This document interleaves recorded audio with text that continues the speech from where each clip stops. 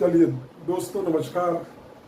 आज आप और मैं रेलवे कॉलोनी में वाटर सप्लाई में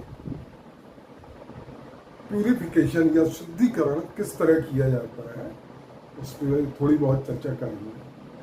चलिए मान लेते हैं एक रेलवे कॉलोनी में 200 क्वार्टर हैं। 200 क्वार्टर हैं।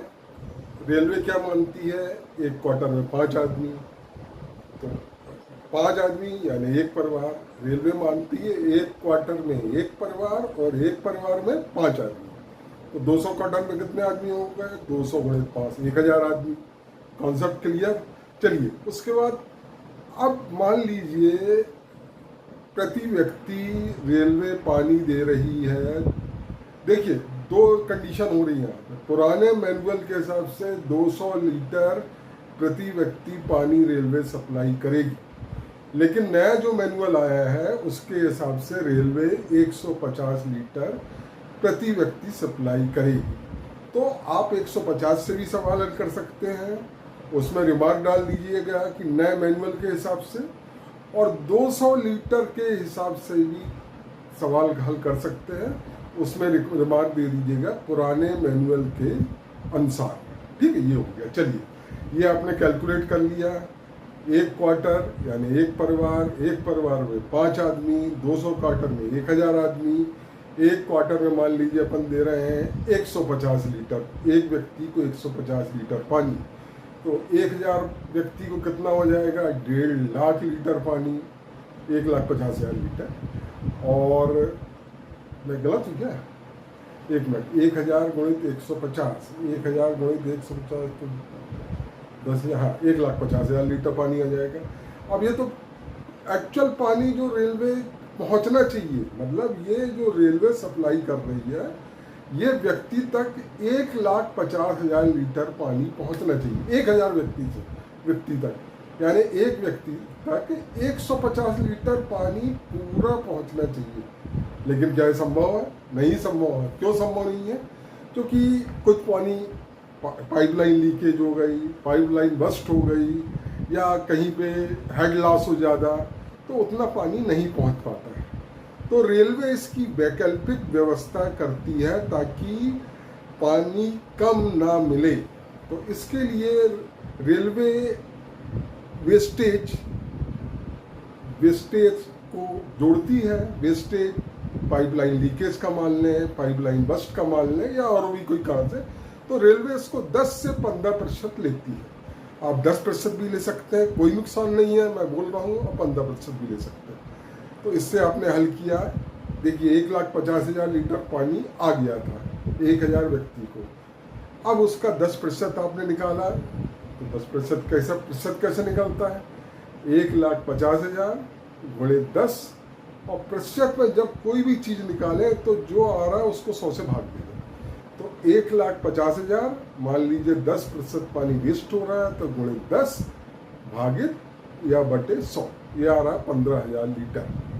यानी 15,000 लीटर आपको पानी और सप्लाई करना पड़ेगा, तब जाके वेस्टेज कवर होगा। ये हो गया। अब रेलवे ये भी मानती कि भाई भविष्य में यहाँ क्वार्टर बनना है, तो उसके लिए भी पानी लिया जाए। तो इसको रेलवे मान लेती, मान लीजिए 20%। ये भी आप मान सकते हैं, कोई दिक्कत नहीं है। मान लीजिए 20% पानी रेलवे भविष्य में बनने वाले क्वार्टर के लिए अकाउंट में लेती है। तो पानी एक्चुअल 1000 लोगों को कितना पहुंचना चाहिए? 1,50,000 लीटर। उसका 20% निकाल लीजिए। सिंपल है, मैंने आपको बता चुका हूँ। 1,50,000 गुणे 20 बटे 100, ये हो जाएगा 30,000 लीटर। तो आपके पास 3 चीज आ गई।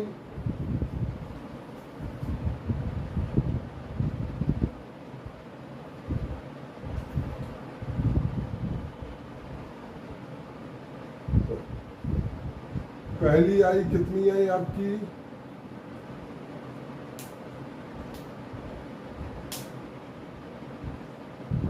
पानी कितना है?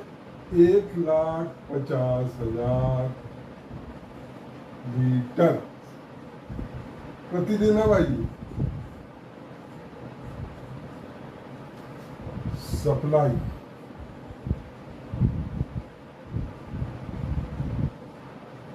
मेरी राइटिंग अच्छी नहीं है, इस पर ध्यान मत दीजिएगा।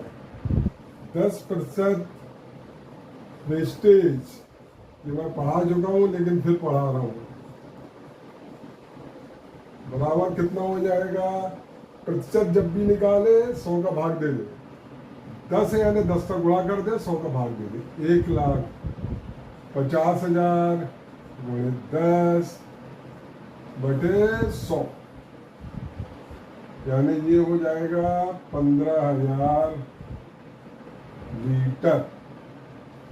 20% भविष्य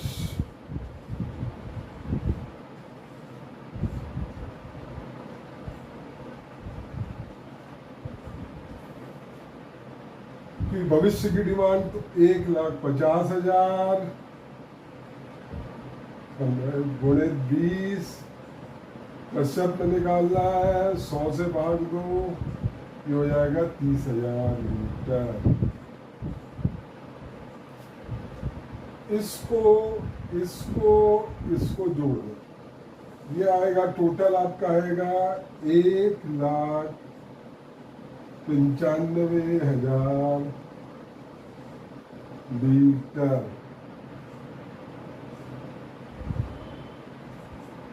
प्रतिदिन। ठीक है, ये आपका पानी आ गया है। एक दिन में इतना पानी सप्लाई करना है। फिर से समझ लीजिए, इसको अंडरलाइन कर देता हूं। आपने निकाल लिया 200 आदमी, 200 क्वार्टर है। एक क्वार्टर, एक परिवार में 5 आदमी, और 200 परिवार में 200 गुणे 5, 1,000 1,000 प्रति व्यक्ति सप्लाई नए मैनुअल के हिसाब से 150 लीटर पर डे।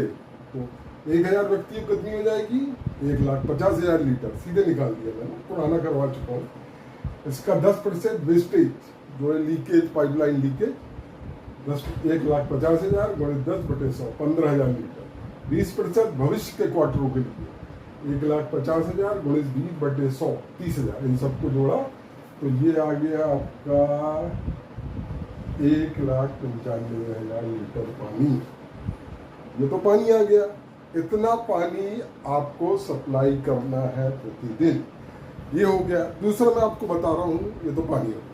यदि आपके वहाँ कोई ओवरहेड टैंक है तो उसकी कैपेसिटी क्या होना चाहिए? देखिए, कई चीज़ें मैनुअल में नहीं लिखी हैं, तो भी मैं आपको इनडायरेक्ट गाइड कर दे रहा हूँ। यदि आपके पास स्टैंड बाई पंप है, यानी पानी की यदि कोई पंप फेल होता है तो दूसरा पंप चलाने से ओवरहेड टैंक, जो कि आरसीसी का होता है, आरसीसी यानी लोहा, सीमेंट, कंक्रीट और रेत से जो बनता है उसे आरसीसी कहते हैं। तो ओवरहेड टैंक यदि आपके पास स्टैंड बाई पंप है ऊपर ओवरहेड टैंक में पानी भेजने के लिए, तो ओवरहेड टैंक की कैपेसिटी यानी क्षमता कितनी होना चाहिए? जो टोटल सप्लाई है उसकी 1/3, इसको रख लीजिए। यदि आपके पास स्टैंड बाई पंप है, स्टैंड बाई यानी अलग से पंप है, पानी यदि आपका पंप फेल होता था, दूसरी आपने मोटर चालू की और तुरंत पानी ऊपर चढ़ गया, पानी की सप्लाई में कोई दिक्कत नहीं, उस समय ओवरहेड टैंक की क्षमता, पानी की जो टोटल रिक्वायरमेंट है या सप्लाई, उसकी 1/3 होना चाहिए। 1,95,000 बटे 3 यानी करीब 65,000 लीटर का ओवरहेड टैंक होगा। लेकिन यदि स्टैंड बाई पंप नहीं है, ये मैं पढ़ा चुका हूँ, फिर पढ़ा रहा हूँ, तो ओवरहेड टैंक की क्षमता पानी की सप्लाई की आधी होना चाहिए, यानी 1,95,000 बटे 2, 1,95,000 बटे 2, यानी ये आपका कितना आएगा? 97,500 लीटर। 2 कंडीशन हो गई। आप कंडीशन याद रखिए, आप सुनते जाइए, आप दिमाग में रटते जाइए, आपको बाद में कोई दिक्कत नहीं होगी। सवाल तो सब हो जाते हैं। यदि स्टैंड बाई पंप है तो इस पंप ओवरहेड टैंक की क्षमता कितनी होगी? जो पानी की सप्लाई है उसकी 1/3। यदि स्टैंड बाई पंप नहीं है तो ओवरहेड टैंक की क्षमता पानी की सप्लाई की आधी होगी। चलिए, हो गया दूसरी। दो चीज क्लियर हो गई। अब उसके बाद आता है पानी को शुद्धिकरण। पानी का शुद्धिकरण अति आवश्यक है। आप पानी या तो बोरिंग से ले रहे हैं, अंडरग्राउंड से ले रहे हैं, उसमें कई तरह के केमिकल्स रहते हैं, कई तरह के गंदगी हो सकता है मिक्स हो जाए, तो उसका शुद्धिकरण, पानी फिल्ट्रेशन या प्यूरिफिकेशन पानी को सप्लाई के पहले करना अति आवश्यक है। तो पानी का शुद्धिकरण की आजकल आम प्रचलन प्रथा है क्लोरीनेशन, क्लोरीन के द्वारा। क्लोरीन की टिकिया भी आती है, क्लोरीन का पाउडर भी आता है, इसको ब्लीचिंग पाउडर कहते हैं, और क्लोरीन की गैस भी आती है। देख लीजिए, सॉलिड, लिक्विड, गैस तीनों फॉर्म में क्लोरीन मिलता है। आप और हम जो जनरली रेलवे में यूज करते हैं कॉलोनी में, ब्लीचिंग पाउडर का यूज करते हैं। ब्लीचिंग पाउडर में 70% क्लोरीन होता है, इसको रख लें। ब्लीचिंग पाउडर में 70% क्लोरीन होता है। ब्लीचिंग पाउडर में 70% क्लोरीन होता है। ब्लीचिंग पाउडर में 70% क्लोरीन होता है। आपको सप्लाई कितनी आ रही है? 1,95,000 लीटर। अब मैं थोड़ा मिटाऊंगा इसको और आगे बढ़ूंगा।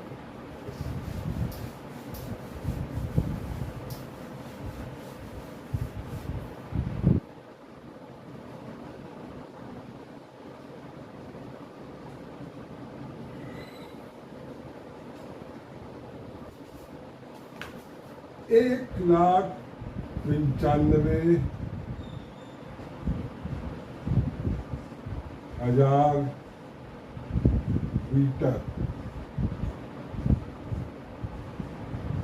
प्रतिदिन, ठीक है। ये पानी इतना दे रहे हैं कॉलोनी में, 200 क्वार्टर की कॉलोनी में। अब आप क्लोरीनेशन कहाँ करेंगे? क्लोरीनेशन देखिए, क्लोरीनेशन को आपको क्वांटिटी निकालना पड़ती है, कितना ब्लीचिंग पाउडर डालना है। तो क्लोरीनेशन आप तो पहले ओवरहेड टैंक में कर देते हैं, पानी चढ़ाते हैं ओवरहेड टैंक में, तो क्लोरीनेशन चढ़ाते समय डाल दिया जाता है कि ब्लीचिंग पाउडर, और उसके बाद वो सप्लाई होता है। चलिए, एक ये पॉइंट हो गया। अच्छा, तो ब्लीचिंग पाउडर की मात्रा कितनी लेते हैं?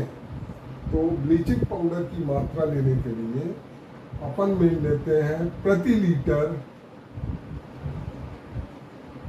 ब्लीचिंग पाउडर की, चलिए बाद में इकट्ठा लेंगे। ब्लीचिंग पाउडर प्रति लीटर 2 मिलीग्राम।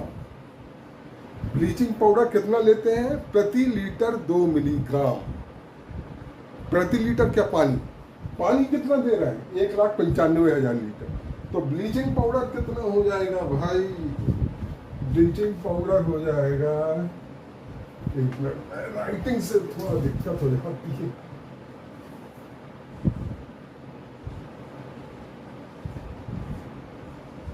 ब्लीचिंग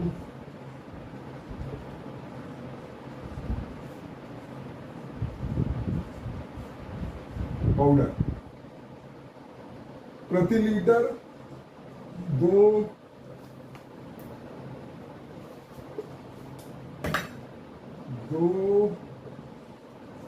मिलीग्राम प्रति लीटर। 1 लीटर में 2 मिलीग्राम, तो 1,95,000 लीटर में, तो 1,95,000 लिखिए आप ऐसे, गुणे 2, कितना हो जाएगा भाई? ये 0,0,0,0, 2 पंजे 10, 2 इनाम 18 और 1 19, 2 एकम 2 और 1 3, 350 मिली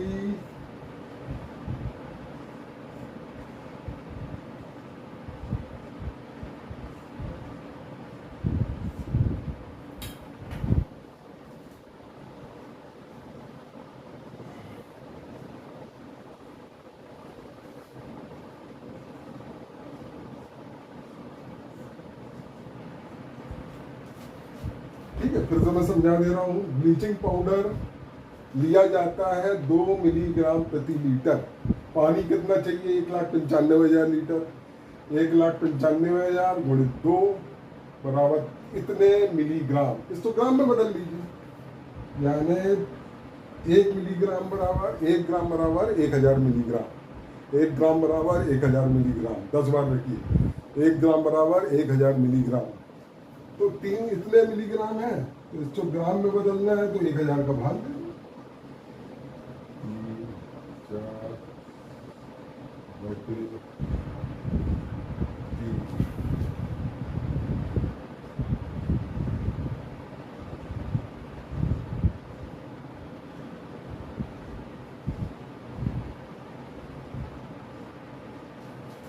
390 ग्राम, 390 ग्राम पानी मिली, 390 ग्राम ब्लीचिंग पाउडर की जरूरत है। ठीक है, ये आप बेसिक समझ गए कि कैसे ब्लीचिंग पाउडर की क्वांटिटी निकालते हैं, समझ में आ गया। फिर से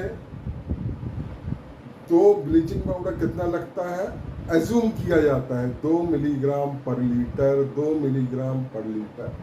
पानी की सप्लाई कितनी है, 1,95,000 लीटर, तो 1,95,000 गुणित 2 इतने आ गया मिलीग्राम, 1 ग्राम बराबर 1000 मिलीग्राम, इतना आ गया। 390 ग्राम ब्लीचिंग पाउडर की आपको जरूरत पड़ेगी, 200 क्वार्टर यानी 200 परिवार यानी 1000 व्यक्ति में पानी की सप्लाई की। ये तो एक एज्यूम हो गया, एक तरीका। अब दूसरा तरीका भी है, ब्लीचिंग पाउडर आपने ऐसे निकाल लिया, ठीक है, वो सही है, लेकिन अब आपको ये भी चेक करना है कि